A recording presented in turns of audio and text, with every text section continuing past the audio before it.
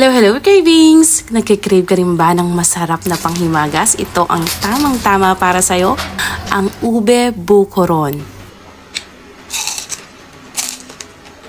Meron tayo ditong gata, coconut milk.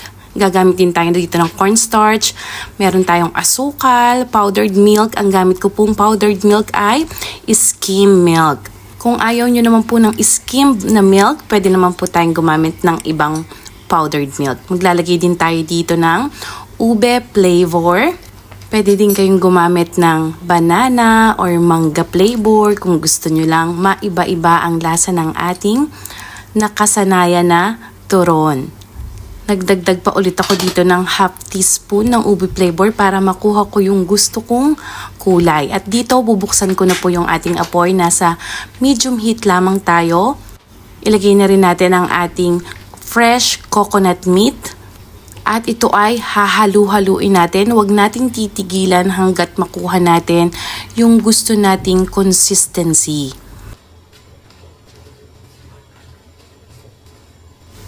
Kapag ganito na ang consistency, patayin na natin ang apoy at ilalagay natin to sa isang lagayan. At ilalagay natin ito sa ating fridge, hindi po sa freezer. Sa fridge is okay na. Or kung may time naman kayo, pwede nyo nang iwan ito sa labas hanggang sa lumamig. At after ng 30 minutes na pagpapalamig, ito ay hihiwa-hiwain ko lang sa gusto kong kapal at laki hanggat kasya dun sa ating gagamiting lumpia wrapper.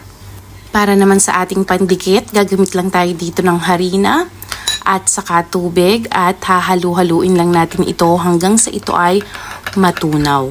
Okay na yung ating pandikit. Magsimula na tayong magbalot ng ating mga ube buko-ron. Kung ano pong gusto nyong paraan ng pagbabalot, kahit na ano pwede, basta mabalot natin ang ating ube buko-ron. Kayo na po ang bahala kung ano pong gusto nating ipangalan dito sa ating lulutuin na ito. Pero mas mabilis yung ube buko-ron kasi turon siya, tapos may ube at saka may buko.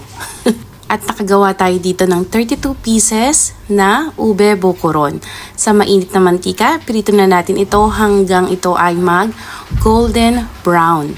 Ang apoy po natin ay nasa medium lamang, hindi masyadong mahina, hindi masyadong malakas. At dahil 32 pieces nga ang ating ginawa, ilalagay lang po natin yung sa freezer at pwede nating lutuin sa mga susunod na araw.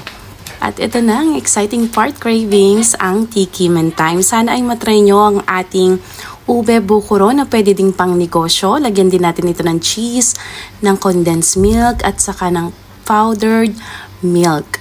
Pa-like, pa-share, pa-comment at patag na rin po ang inyong mga mahal sa buhay kung gusto nyo po itong itry at maipagluto po kayo nito. Salamat!